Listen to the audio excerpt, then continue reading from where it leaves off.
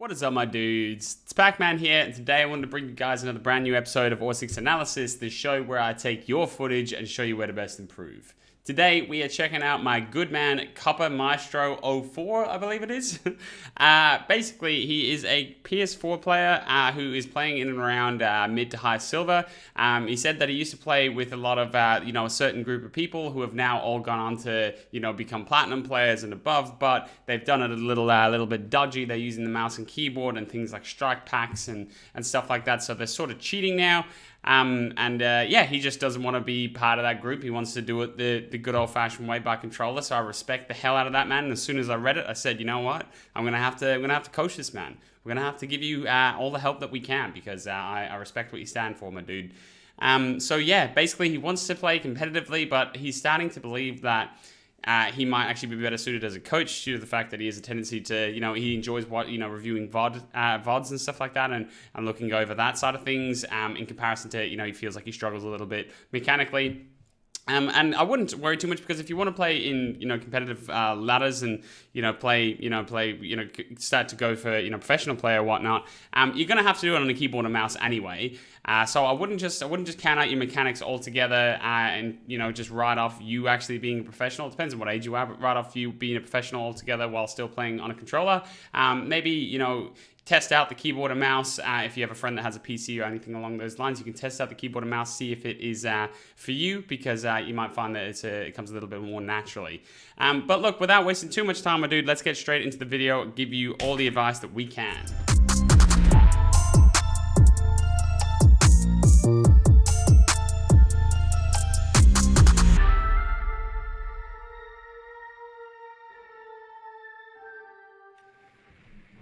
Yeah, it's rough, dude, because, everything that I've heard, the upper ranks of Siege is just, on console, is just filled with keyboard and mouse players, which is just unfortunate, to be honest with you. Okay, so you're playing the Ace, my personal competitive player. He's the guy that I play basically every comp match that he's not banned. I play Ace. Okay, so you're droning through Master. Master door is barricaded. That's pretty good. Now, I've mentioned this in the past, right? So look, it's not the end of the world. If you just lob a Selma on here and get this breach open, it's actually not the end of the world. But with this breach, with this line of sight open here, right? Because you actually don't have all the control you need to, from this top floor position. What you actually need as well is you need trophy. So the room just next door. So you need trophy. How do I get this bigger pen again? I'll figure it out. But you need basically trophy and you need armory and kind of like a bit of lobby control as well so that they don't flank straight away. And actually opening this before you get trophy control and armory control and a lobby flank set up, before you get that control, opening this is actually kind of detrimental. So what I would probably prefer to see is you helping your fraggy players or whoever you've got with you, helping them take that extra bit of control prior to opening the breach, because you can actually just throw it on there, but look, it just opens up another rotation for the enemies to try and flank on you guys and opens up another position that you guys just need to be aware of while you're still trying to get control of adjacent rooms. So I would try and tick that box off first before opening the breach, but it's just a thought, really. How do I get this bigger? I just had it. Well, you used all three straight off the bat. We're the only hard breach. I'm gonna have to pause the video here, and I'll be back once I figure out how to get this pen bigger. I guess I won't. Alright, okay, we're just gonna have to go back and look at this. So one thing I would say as well is that, just a little side note, when you're the only hard breach, you probably want to have a split push on top floor. You want to have both armory, wall open, and then attic as well. You want to have pressure from attic so that you can go for a plant on gen, or just in this little corner, you can get a plant down. You need to take a good bit of attic control, plus you need to open up this this master breach. Let's see what happens, right? So you use all three, which is just a little bit overkill on that position. You go to drone. And this is kind of what I mean by when you're still trying to get control of the areas you need. opening that breach like that just gives them another place that they can swing you off. You know, they can swing out, they can take you down, like when you're still, because this sledge right now could get swung from trophy as well. Like there could be pressure coming in from this side, and it's going to be very hard to defend, right? So by getting the control you need first, you can kind of get yourself better suited and better prepared to actually push for your execute later on in the round. Let's see if he can get you up here though. I feel like if he does, she's just gonna run at him. But let's see. Oh no, the boys are coming. All right, we're back in the game. Next round, I will get the pen thickness bigger. That's what I'm trying to do. Okay, so it looks like we got a frag. So now they're in trophy. Again, now look, this is exactly, I'm so happy this has all come to fruition, because now you still need to get this control here. You need to get control of trophy. You need to get control of this hallway, and then you need to make sure you've got control of armory so that they can't just, you know, easily flank on you guys. And also a bit of lobby, right? Lobby can be done with a drone, but now that the breach is open, you can't really even go in there. It's difficult because you've given them another angle for them to swing you off, right? Or to potentially flank. So there's more things for you to hold when you don't actually have the the control that you need. That's why it can get quite tricky. Is someone likely in trophy still? Or maybe not. Okay, she swings the breach. You get the kill. Well done. So you're smoking out. There's no rotate on white, so you guys could potentially... See, this is kind of an issue as well. You see how this guy's in attic, right? This is why I say you should try and split push attic as well to clear this guy out. And actually, this Ash might win this gunfight. With this guy, he's kind of overswung here. She might very well win this gunfight, so it's not going to matter. But this is why you want to take attic control to make sure they can't just swing this door when you're going for a plant. And look, that's not even what happens. He gets the double kill, right? So he just frags out. And that's kind of the consequence of not having the attic control. But what I was going to say is that because of the fact that there isn't a rotate here, what you were kind of thinking was right? So smoke right here to block off this line of sight, and then smoke over by the attic door to block off the attic door swing, right? And then get someone to plant right in this little corner here, just tucked in behind this wall. And it could have played off, but the attic player swung at the right time and landed his shot. So GG on that round. Okay, round number 2. We're on the Zofia now, which is nice. And controller just looks so uncomfortable, honestly. I'm not saying that everyone, because every time I kind of mention about controller mechanics, people are like, that's not all of us. We're really good on controller, and I know that. I used to play a lot of Call of Duty growing up, competitive Call of Duty, so I know you can get good in a controller, but man, it just looks uncomfortable. It just looks difficult. By the way, I figured out the dot situation. It was right here. So I just wanted the small, not the extra small.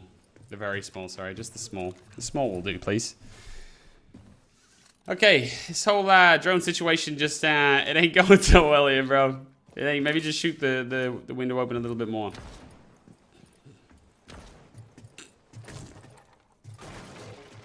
No, you know what? This time you've said, you know what? I'm not actually droning.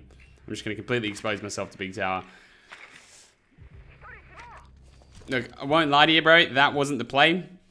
What you did, the act or the thought process of what you did was right. If you want to solo clear Big Tower, that's kind of how you have to do it. You need to go up to that window, punch it open, throw your drone through, tech top floor, and then quickly drop your drone down and check bottom floor over here, and then back there in that corner as well. Just a quick look over, and then drive your drone down the stairs, and then you can rappel in, hop on, kind of like, and then just make your way down slowly. So that's how you would solo do it, and then you can just leave a drone for flank.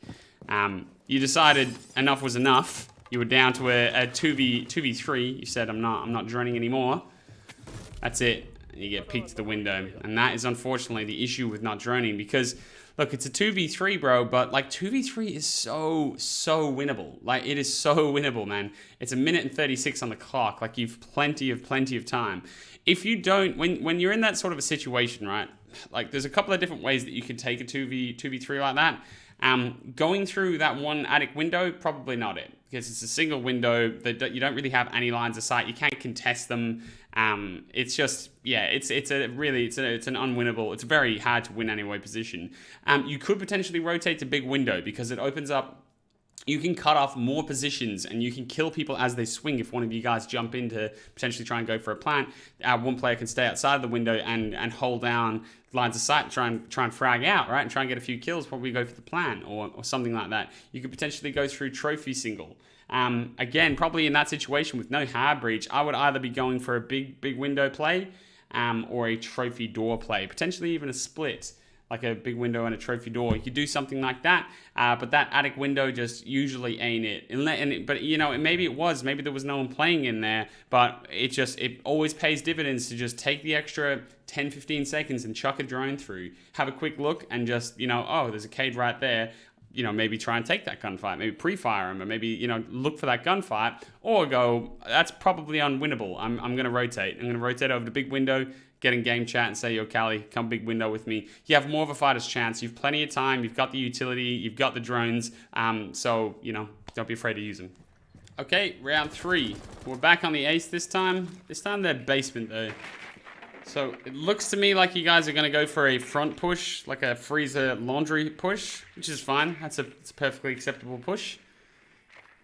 Do you know one thing that I don't see in rank that much, and it will save you a ton of time, especially if you're in a stack, if you're in a 5 stack, is pre-placed drones. By leaving pre-placed drones at like kind of crucial parts of the map, you can just sit on that drone at the start of the round as a support player and allow your entry players to just, you know, almost clear the entire west side there without having to drone any of it, because you've kind of got the cross cut off via pre-placed drone.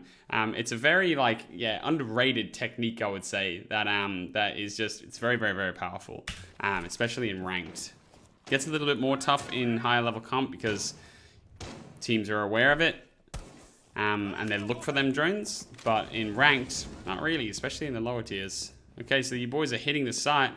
I like how, you know, you're hitting the site and you haven't said, you've just said, okay, I'm going to.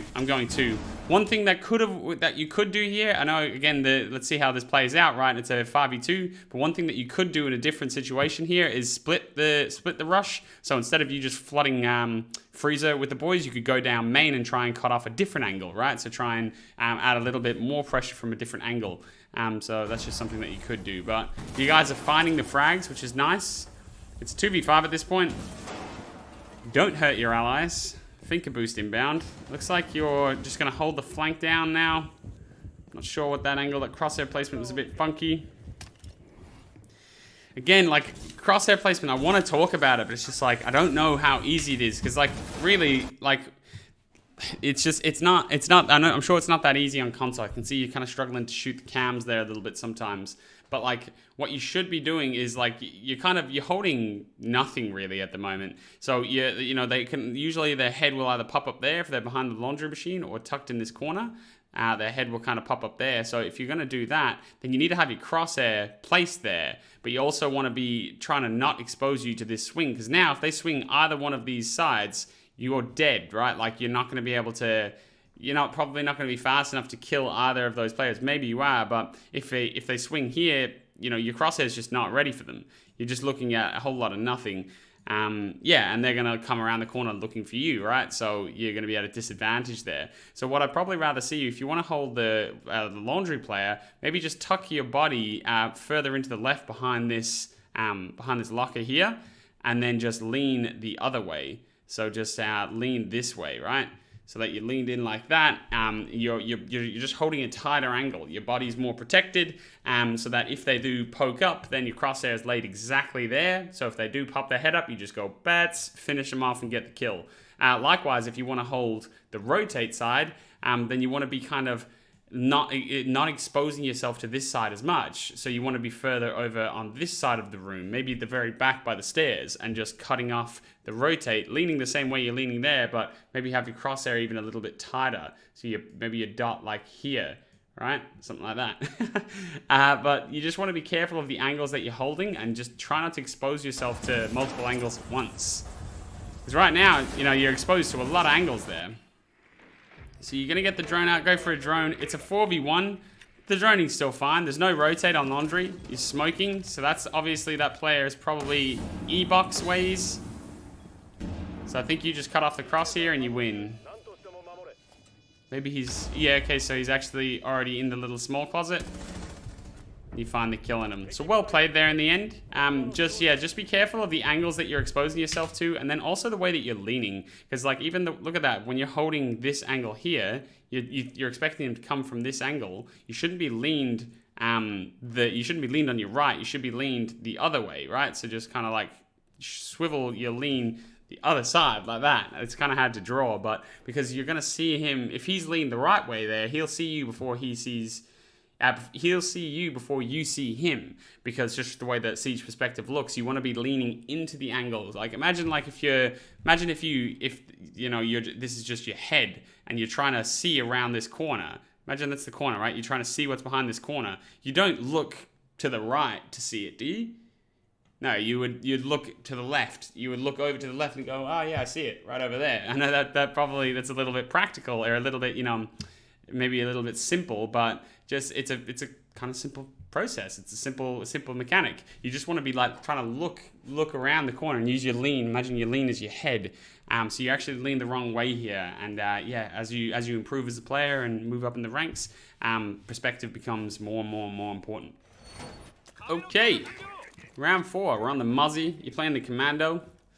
Man, I love using the Commando. Like, I actually really enjoy it as a gun, but I don't use it at all anymore, just because the P10 Roni with the 1.5 is just... It's uncomparable, bro. It is like one of the best guns in the entire game. One of the best defensive guns in the entire game, for sure. So strong, dude. So strong. So that's all I'd be using these days. The Commando is still pretty nasty. That's unfortunate, bro. I actually didn't even pay attention to that. So how am I supposed to stand here and tell you need to be paying attention when I wasn't even paying attention? Let's go back and have a little bit of analysis on that, hey? My God, the amount of information you guys had there. Sheesh. 4 out of 5. Okay, let's just go back and check this out. So what happened? So it's the start of the round. 15 seconds in, we're still reinforcing. Not your fault. You're doing a lot of reinforcing here, but maybe not as efficient as you want to be. Okay, so you sit down an attic. Really, you should have more utility facing attic. Just FYI, you should have a shield here. And then a Malusi, a Banshee here. Like the operator lineup, Cab's a bit, how you going? You've got tons of intel here. Malusi and a Jaeger would go swell with Frost shield. Maybe a smoke for shotgun, shotgun and rotation. Oh, the Frost can do that anyway. So yeah, Frost is fine instead of smoke.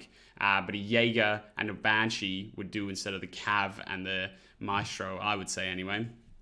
But, there's just nothing stopping this.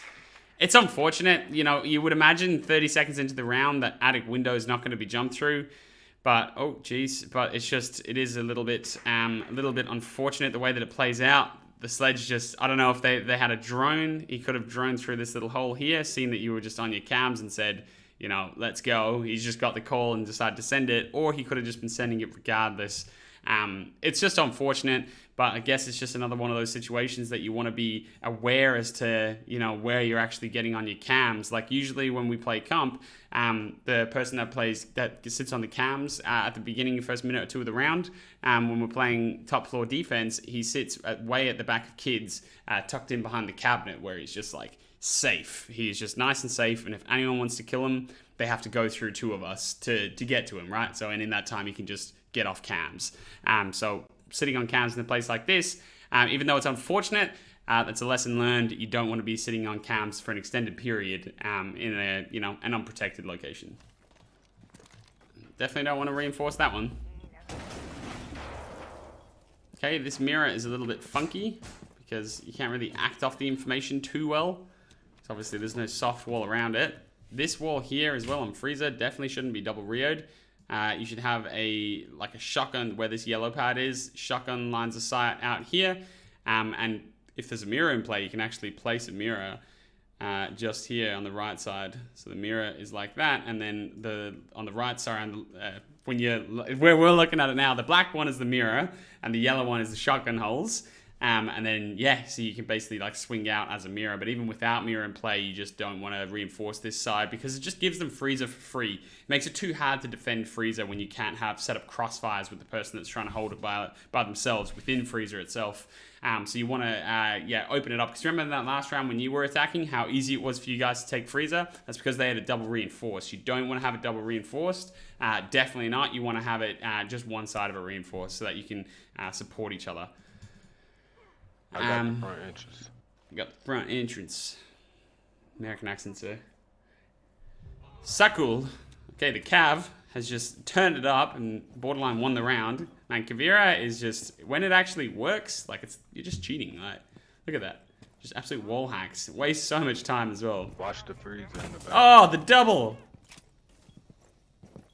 The double. Okay, you're going for the Habana. You smell blood on the Habana. You're going to tuck yourself nice into a corner. You're smelling blood. You smell blood. NGL, just FYI, I don't love positions like this, and this wall here should definitely be reinforced. Like you can reinforce either side of this, but just for your own information. This wall should be reinforced. This is how we usually play it, and then the same thing, just shotgunned out lines of sight with the shield back on pillar or a shield on this door here, like a little bit further back. Maybe a shield on elbow. It will enhance your blue hold significantly, but definitely this one minimum should be double reinforced. Minimum. Okay, so the Habana is in blue. And the reason that I don't like you playing so aggressive here is that, you know, you're playing out of the hope that she doesn't drone you, potentially.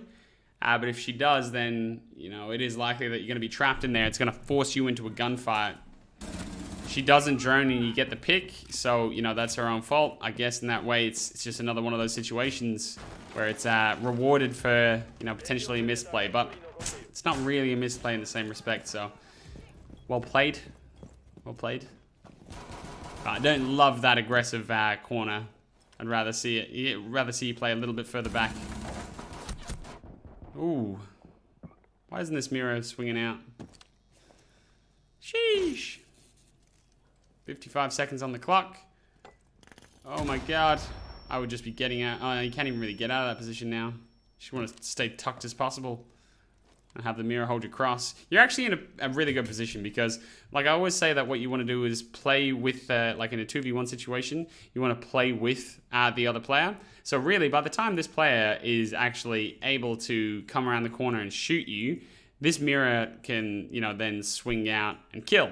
So now when you're in this position, really, if I was the mirror, I would probably wait until the guy was out in the open and I would pre-fire him. But if you want to play this like truly correct, I guess, you would just wait until the guy approached, until you could both kind of swing, or he has to be looking at one and not the other. That's probably the most sure way to do it. But yeah, if I was a betting man, I imagine the mirror would just swing him when he's exposed. Could this guy be rotating? Yeah, so the mirror swings out. Which is completely fine, to be honest. The mirror is just in such an advantage in this position. That's just reality. Like, you know, what's this guy going to do when he's just standing there nice and exposed, and the mirror can just go, hello, pre-fire him to the nether realm. So, guys, unfortunately, Copper Maestro seems to have disconnected from the map after that last round. So that is basically going to do it. They go on to win that game 4-2. So, yeah, look, Copper, there was a few kind of fundamental things for you to work on in that video. Like, your mechanics, yeah, definitely look like they could do with some improvement. You just want to get a little bit crisper with the controller. And one way to get crisper, like even, you know, be a controller or keyboard and mouse, is just to warm up. So just get into T-hunts and shoot bots over and over and over. Literally over and over and over. Make it a thing to yourself that you're going to shoot 250 terrorists in T-hunt every single day, right? And do that every day for, you know, 2 weeks straight. And you'll probably find that you're a little bit faster. You're a little bit crispier on the gun. Right, so then in terms of like, you know, your coaching ability and stuff, it's hard to tell when, you know, I'm just watching you play a bit of solo queue ranked, but for sure, try it out, get stuck into it. a really good way to learn site setups and learn the way that, the best players in the world set up their defenses is just to watch Pro League, right? So watch, the NA Pro League, EU Pro League, wherever you're from, whatever floats your boat. You'll figure out, pretty snappy what are the common ways to hold sites, and you can just set your teams up like that, and then just go from there, learn from your mistakes, right? It's a process. It's going to be something that you're going to have to work on, but with time you will improve. And I always say that just please be patient and just put in the work, and you will get the results in the end of the day. But thank you very much, as always, for everyone here that has stuck by today and has been chilling out and watching the VOD review, the coaching session. I really do appreciate it more than life. And if you guys want your chance to be featured on the show and to have your footage reviewed, then please use the link down in the description below, fill out the form and submit your footage, and who knows, it could be you next. So without wasting too much of your time, my dudes, I really hope you enjoyed. As always, be sure to like and subscribe, but I will see you in the next one. Peace.